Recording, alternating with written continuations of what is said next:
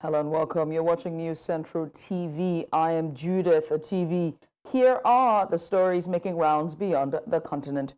And we start off with the U.S. elections because the upcoming U.S. presidential elections, where Puerto Rico's archbishop has called on the Republican candidate Donald Trump to personally apologize after a comedian speaking at his rally called the U.S. territory a floating island of garbage. Now, Trump's team have tried to distance themselves from the comments, whilst Vice President Kamala Harris has condemned them. For News Central, International Correspondent Afua Hagan has more.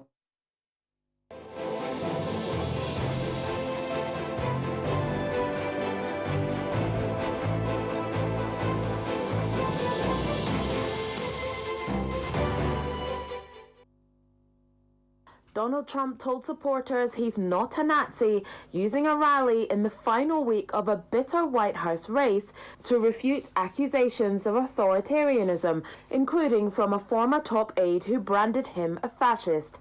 As he and rival Kamala Harris, the current vice president, enter the final stretch of one of the closest U.S. elections in modern times, each candidate and their teams have ramped up the political rhetoric, inflaming an already tense campaign. Democrat Harris, who has accused Trump of stoking divisions, crisscrossed Michigan on Monday, whilst the Republican visited Georgia, another of the decisive swing states, where he said critics are accusing him of being a modern-day Hitler. Really, both words. They use it. He's Hitler. And then they say, he's a Nazi. I'm not a Nazi. I'm the opposite of a Nazi. The comments come a day after Trump held a major rally in New York's famed Madison Square Garden that was widely condemned for racist remarks his allies made during the event. Harris, aiming to become the country's first female president, slammed that nonsense last night at Madison Square Garden as she spoke to reporters before boarding Air Force Two on Monday. This is not new about him, by the way. What he did last night is not a discovery. It is just more of the same and maybe more vivid than usual. Donald Trump spends full time trying to have Americans point their finger at each other. Fans the fuel of hate and division, and that's why people are exhausted with him. A top Harris surrogate, former President Barack Obama, was in Philadelphia rallying her supporters and assailing Trump's allies for trotting out and peddling the most racist, sexist, bigoted stereotypes, according to him. As the clock ticks down, a challenge for Harris and Trump is both to energize core supporters and pull in the tiny number of persuadable voters who might still tip the balance, especially in the 7 swing states, where polls have them running neck and neck. Today, Harris will deliver what her campaign calls a closing argument from the same spot near the White House where then-President Trump stoked his supporters on January 6, 2021 to launch a violent assault on the U.S. Capitol. For News Central, I'm Afua Hagan.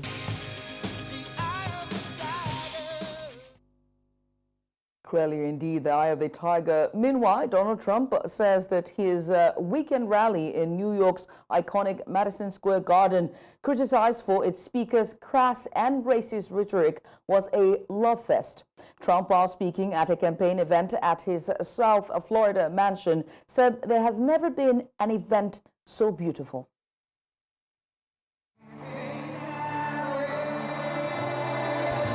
I don't think anybody has ever seen anything like what happened the other night at Madison Square Garden. The love in that room, it was breathtaking, and you could have filled it many, many times with the people that were unable to get in. But politicians that have been doing this for a long time, 30 and 40 years, said there's never been an event so beautiful. It was like a love fest. An absolute love fest, and it was my honor to be involved.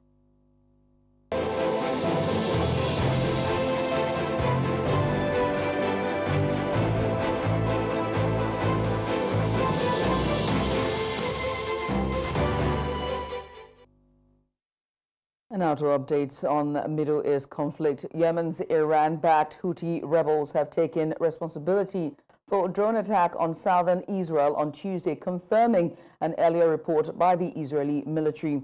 According to Israeli military, the drone fell in an open area of Ashkelon, north of the Gaza Strip, where the Israel-Hamas war has been raging.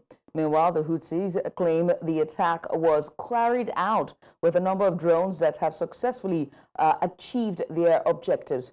The rebels, a part of Iran's resistance against Israel and the United States, have periodically fired drones and missiles at Israel during the Gaza war, eliciting heat back from Israel.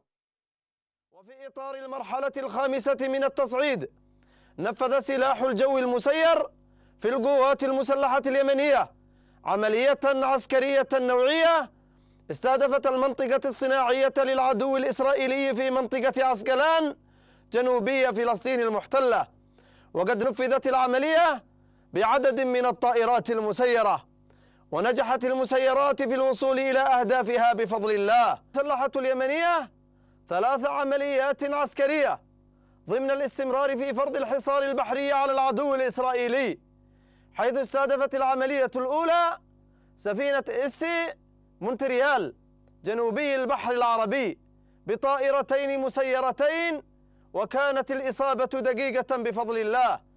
فيما استهدفت العملية الثانية سفينة ميرسي كولون في البحر العربي، وقد نفذت العملية.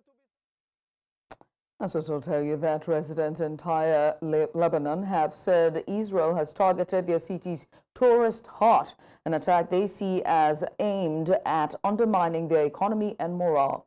Now, while they expected strikes on military sites or frontline villages, they did not foresee the historic tourist hub being targeted. They emphasized that no military or chemical weapons were present, adding that Israel's actions intend to pressure Parliament Speaker Nabi Berri and weaken local resistance. The bombing of Tyre's landmarks has left residents fearing further attacks on their civilian infrastructure.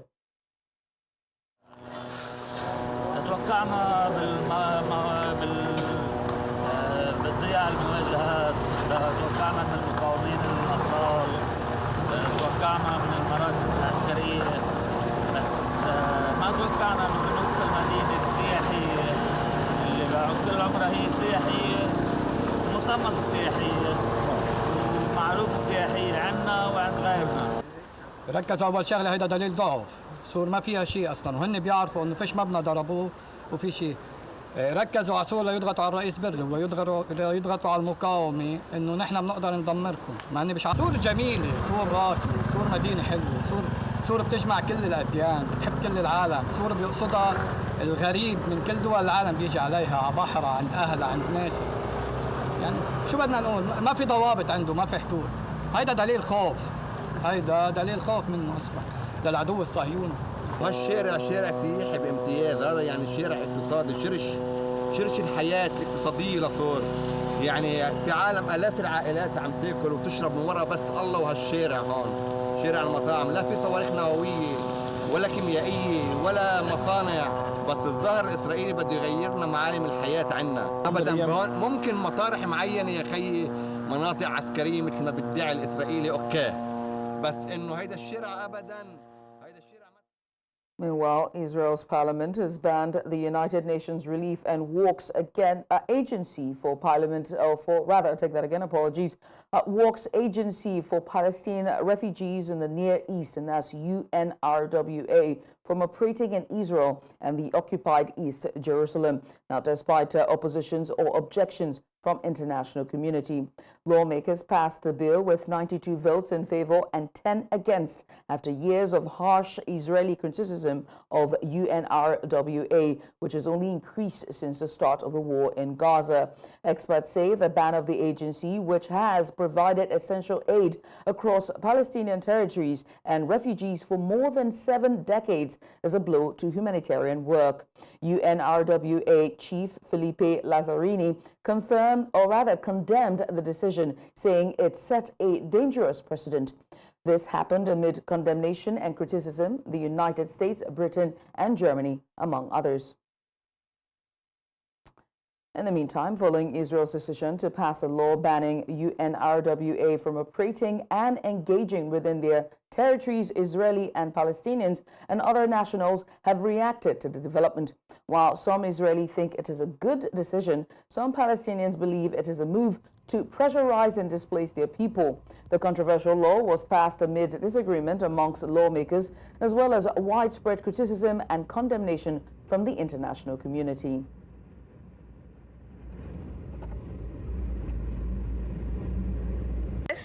Best decision Israel could have taken. We should not work with terrorists, and we should not support terrorists, and we should not aid terrorists in any way. شوي الحملة ضد الوكالة مش من اليوم ولا من امبارح، الحملة ضد الوكالة من زمان، والإسرائيل عم تعمل على انهاء الوكالة، لأنه هي بتعتبر انهاء الوكالة انهاء القضية الفلسطينية وانهاء قضية اللاجئين. يعني الموضوع مش انه كيس طحين ولا كيس رز ولا كذا، هي الوكالة بتقدم مساعدات، وهي يعني مثلا عندنا كمخيم المدارس، عندنا كمخيم النظافة، عندنا كمخيم العيادات، كلها تابعة للوكالة، وإذا هي توقفت كثير رح نتضرر احنا. أنا بعتقد إنه عملية المضايقة على الشعب الفلسطيني ومحاولة التهجير للشعب الفلسطيني، لا شك إنه الوكالة بتحمل عنوان أكبر من الخدمات اللي بتقدمها، وهذه الضربة الرئيسية. Joining us to discuss the current situation in the Middle East is Global Affairs Analyst Ejike Okpa. Ejike, many thanks for joining us. Let's get started very quickly. This ban is very controversial. I mean, one has to ask, what are the immediate implications of Israel's ban on UNRWA for humanitarian aid in, Palestinian territories? And just how might this even affect the civilian population that desperately needs their services? Thank you for having me. Look, when you're in a war situation, what do you expect? Each side is going to use whatever strategy they think is going to weaken the other side. If it means, afflicting humanitarian challenges or difficulties on the other side, because hopefully that's going to bring, the side that is so affected to come to the table and negotiate some exit or some peace. But what it tells you is that UN as an organization is ineffective. If their order or their wishes are not being followed, then what's the purpose of the organization? For one country, Israel, even standing up to say we're going to ban you, we're going to stop you, and nobody else. What are you going to do? This is just sovereign territorial integrity. Israel is entitled to say who comes in and who doesn't come in, regardless of what the rest of the world is thinking, based on the evidence of the humanitarian, hardship that is being observed. So what I would like to see happen here is let this thing end. It's more than a year now, and nobody knows what's going to make it come to an end. People are dying, properties are being destroyed. Somebody's benefiting from this. And who is that somebody? I don't know. Right. When it suits America, they say condemn Israel, but they can't. I mean, they are unable to demand that they do certain things. They just condemn it and then they keep quiet, and then something else happens. So that's what it is. Life is getting lost. All right. Speaking of condemnation, right? The major powers, like you said, the United States of America, Britain, and Germany have all condemned this ban. How do you assess all the international community's response to this decision by Israel? Well, condemning it is one thing, but actually doing something to make your condemnation stick, to make your condemnation effective, to where Israel will not feel, we're going to have to rethink what we have done. That's the most important thing. But so far, I don't think condemning it is just like when you go to the UN, you get a resolution passed for something, and then what? Things still happen and they still go on. So again, it's going to be up to Israel. You see the vote in their house, 92 versus 10, so there are still some people in Israel that want to see something different happen. But the majority rules in this case, having how many people, 90-something of them voting to ban this stuff. So that's where we are. Can we go back to before 1948 when UN was formed and finally figure out ways to bring the member nations to where when we say we don't want certain things, that will effectively cause an action to stop it. But, resolutions and condemnation obviously haven't done anything. And that's why we have all the conflicts we have all over the world. The reason the Palestinian-Israeli thing is where it is because of the Jewish community.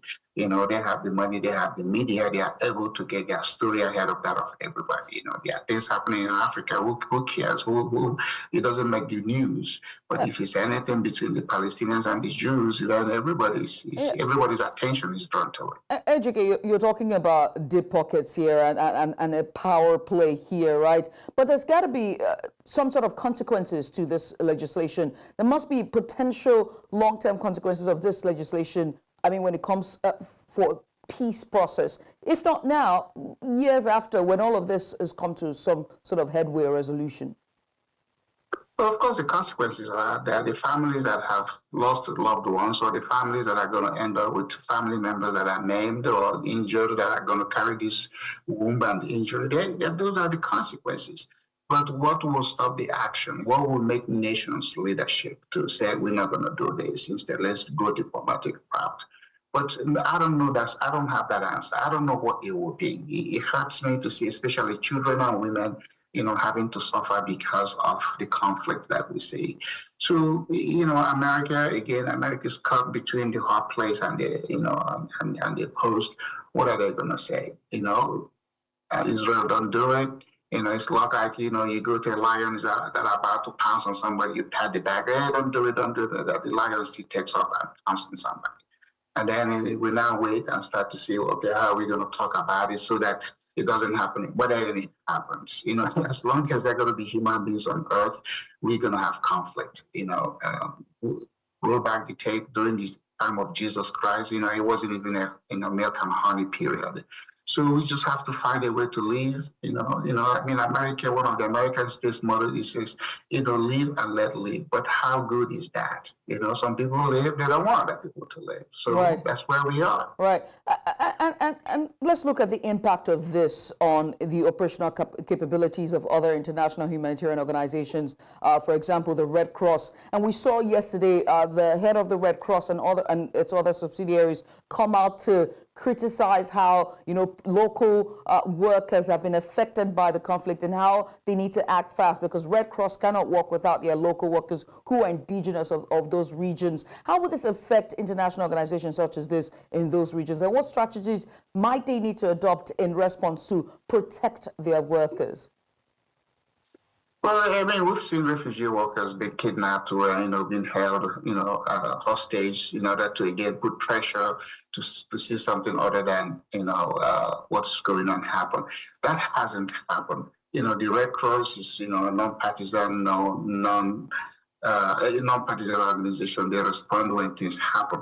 But, you know, they are not effective. You know, they're not going to risk, you know, the life of their, you know, their staff members to do what, you know, is their good intention.